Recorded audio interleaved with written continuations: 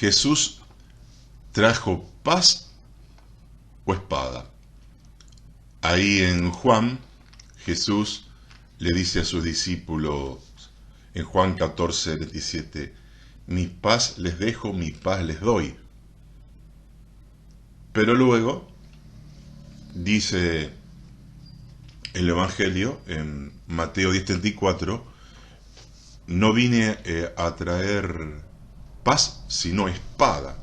Entonces, hay una contradicción. ¿Qué trajo Jesús? ¿Paz o espada? Espada en este contexto es conflicto, lo contrario a la paz. Bien, esto lo vamos a explicar ahora, porque Jesús habla de espadas en varios lugares, y de acuerdo al contexto, como debe interpretarse cada expresión de la Biblia, de acuerdo a lo que se viene diciendo antes o lo que se dice después, así se va interpretando la Biblia. En realidad Jesús trajo las dos cosas, pero son dos cosas diferentes, trajo paz y espada. En primer lugar, vamos a ver tres diferentes significados donde Jesús habla de espada, pero con significados diferentes. Por ejemplo, en Mateo 26, del 51 al 52, se habla de una espada de hierro, material, que corta.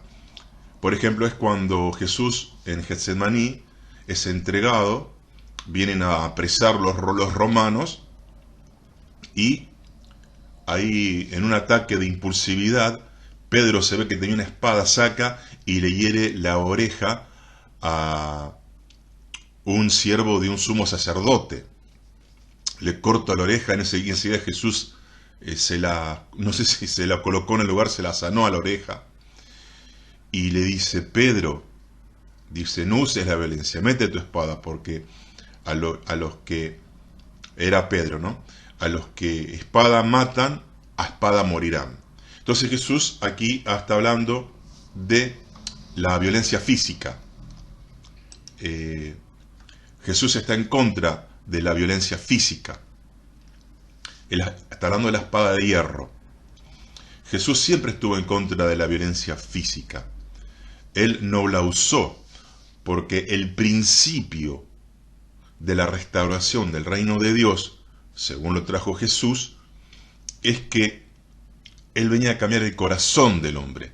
Porque el problema en el mundo, todos los problemas en el mundo, es el problema del corazón, de donde salen los males, dice Jesús. Si yo mato a un gobernante malo, viene otro igual o peor, como pasa en todos los países. Uno es mejor, otro es peor, pero todos son malos. Jesús no quiere matar al hombre, quiere matar lo malo en él, matar la actitud, matar el pecado. Por eso en el mundo no hay problemas económicos. Sí, hay problemas económicos, pero la raíz del problema económico es un problema de avaricia del corazón, del pecado del corazón. Porque si no hubiese hombres avarientos que quieren acumular riqueza y explotar al hombre, no habría desigualdad en el mundo, no había pobreza. Entonces, el problema en el mundo, de diferencias, de clases sociales, es un problema del corazón del hombre, que quiere verse superior al otro, explotar al otro y tener un montón de terreno y riquezas que a veces ni sabe para las que las tiene, pero quieren vivir acumulando infinitamente.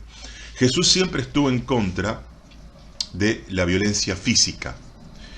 Le dice, Pedro, ojo con la espada. El que usa la violencia, esa violencia después la va a recibir. Como dice Pablo en Gálatas, todo lo que el hombre siembra cosecha. Lo que vos haces, te lo van a hacer. Hay reciprocidad. Nuestras acciones tienen eco, se dice, después vuelven.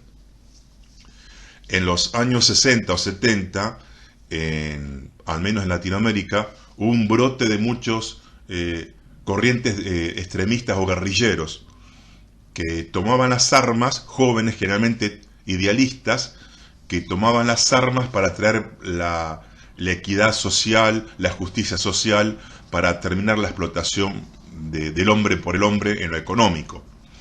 Tal es así que muchos religiosos, especialmente sacerdotes católicos, adhirieron a esta teología de la liberación. Es una teología, así como está la teología del Evangelio de la Prosperidad, el evangelio errado, distorsionado, el evangelio del bienestar humano, que te dicen que si vos te entregas a Cristo te va a ir siempre bien, no va a tener problemas económicos, morales, sociales, te va a ir todo, que también es mentira.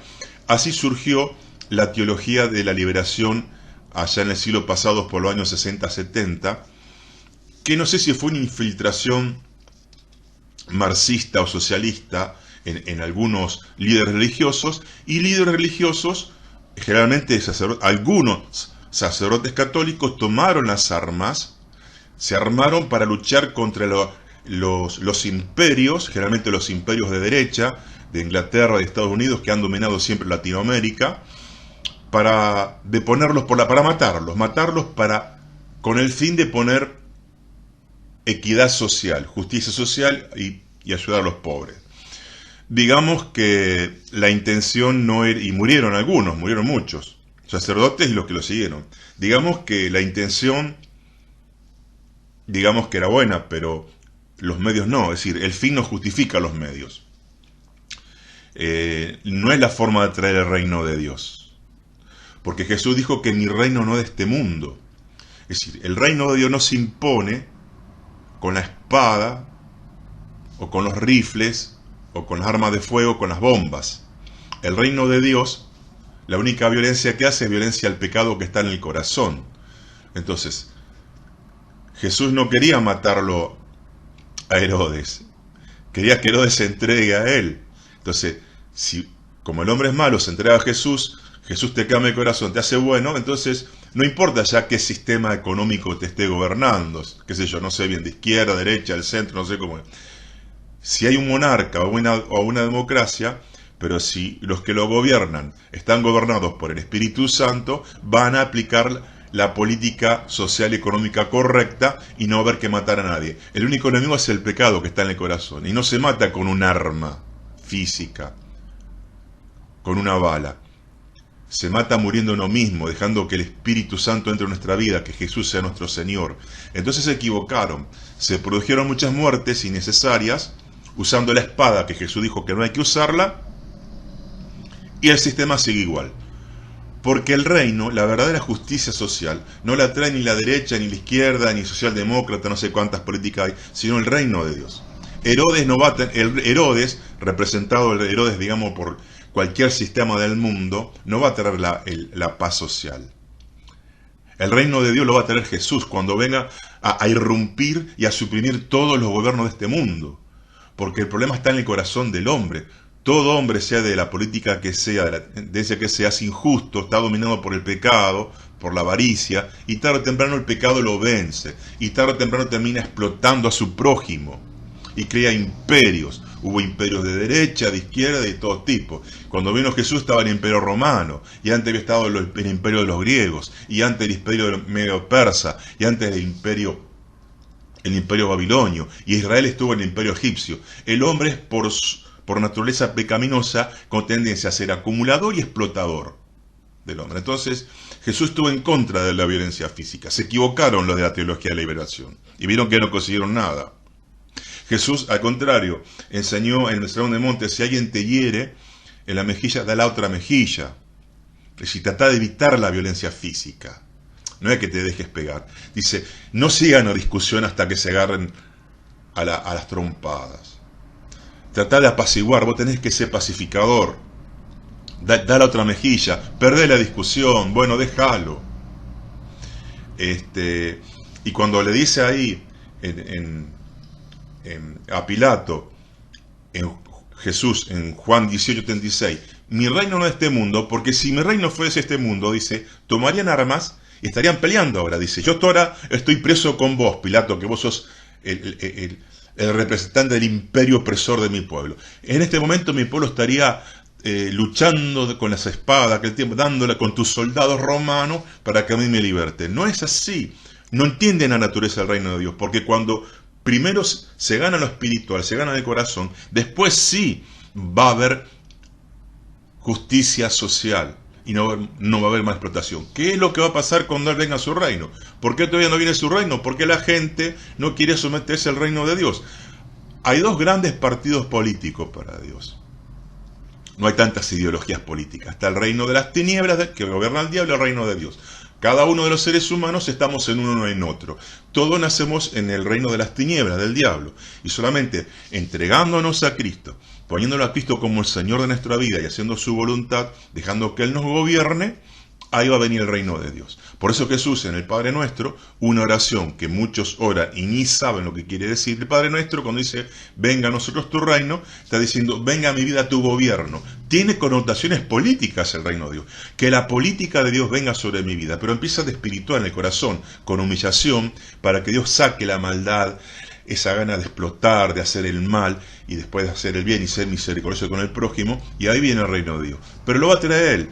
No lo va a traer un sistema. Algunos creen que tal presidente es cristiano o tal país cristiano. No hay países cristianos.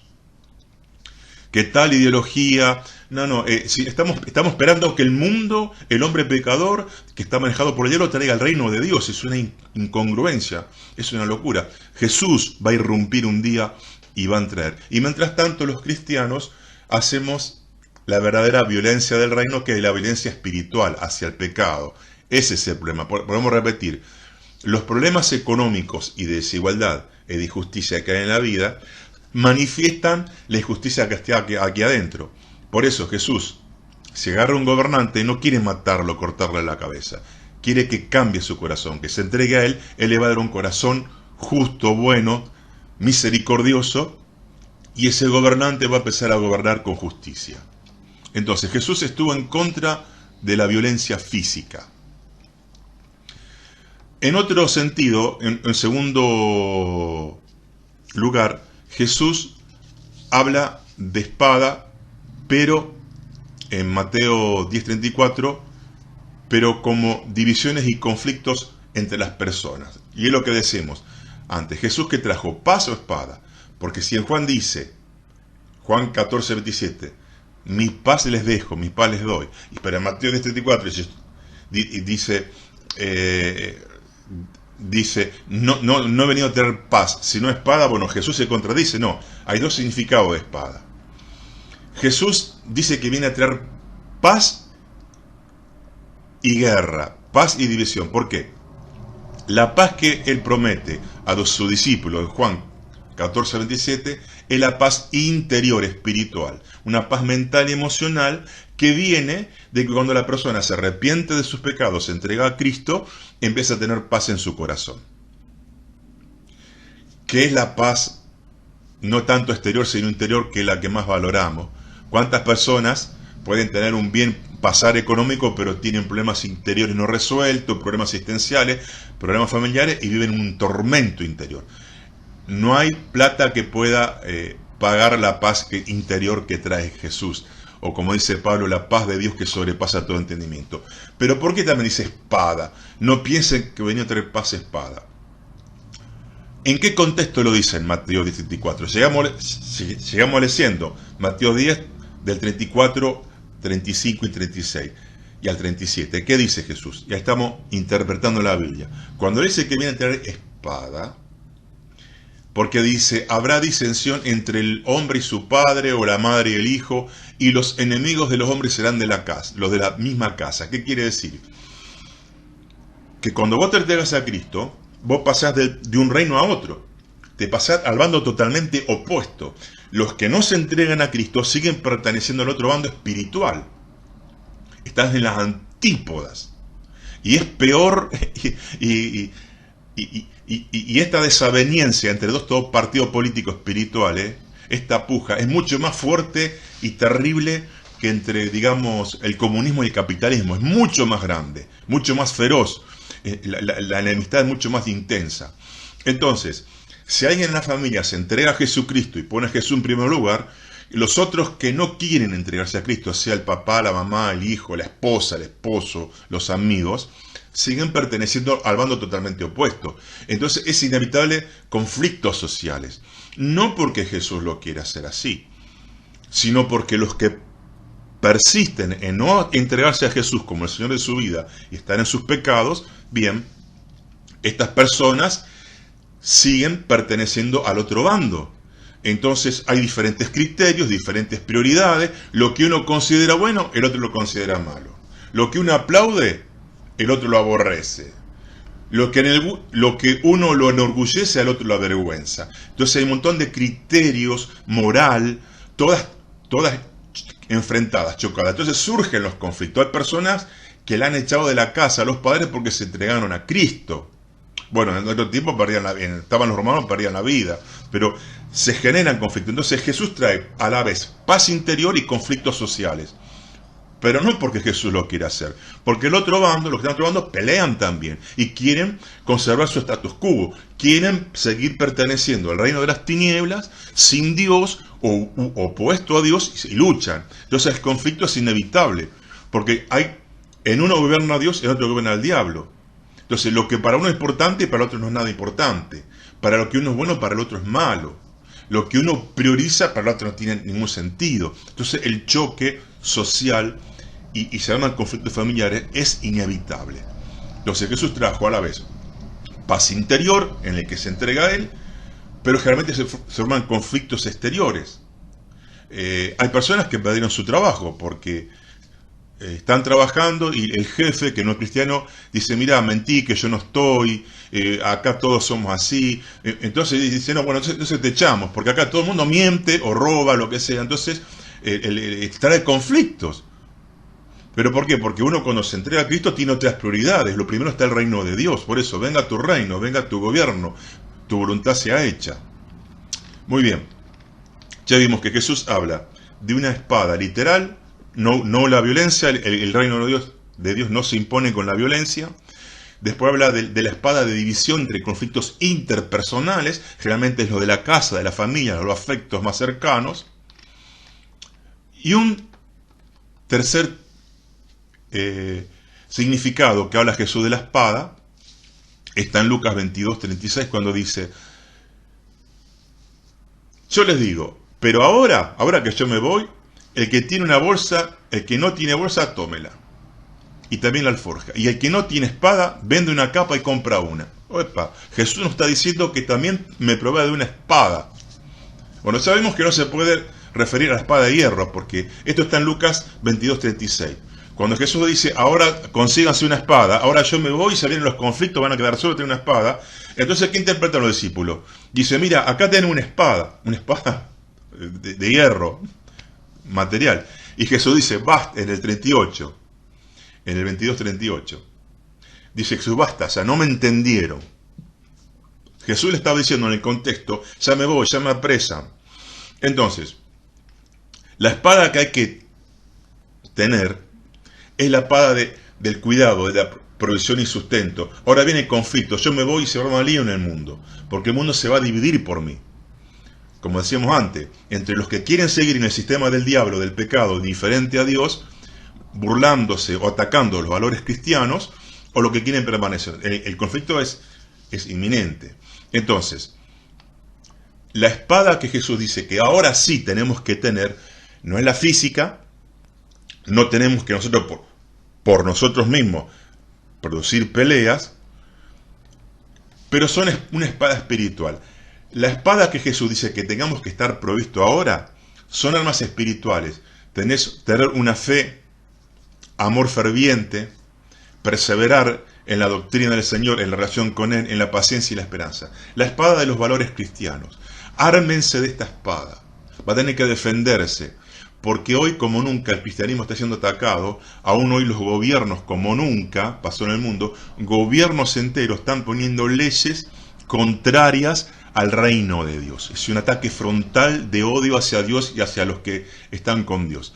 Entonces, cuando Jesús dice: provéanse de una espada, está hablando de una espada espiritual. Espada como estar armado, alertas, preparado, porque van a ser agredidos, atacados. Y generalmente, aunque hoy hay persecución física a los cristianos en muchos países, también la peor persecución que hay en Occidente no es física, sino de ideologías. La ideología de género es un conflicto teológico. El colectivo LGTB es un conflicto moral teológico, que nos atacan teológicamente para pervertir el cristianismo. Es una forma también de persecución más sutil. En un lugar te queman vivo, te cortan la cabeza ahora, si sos cristiano. Pero acá no te hacen eso, pero te van haciendo la cabeza, y hay pastores que están aprobando la homosexualidad, el aborto, y es una forma de infiltrarse en el cristianismo para destruirlo. Hay Biblias que están siendo adulteradas para aprobar la ideología de género y el aborto, por ejemplo. Entonces, ya los infiltró en algunas editoriales cristianas evangélicas de mucho prestigio, porque sabe que infiltrándose, el diablo nos está atacando. Entonces tenemos que estar preparados doctrinalmente y en una buena relación con Dios, con esa espada espiritual, para recibir los embates que están viniendo. Porque lo peor que vos le podés hacer a una institución es infiltrarte. Atacarlas de adentro le hace más daño.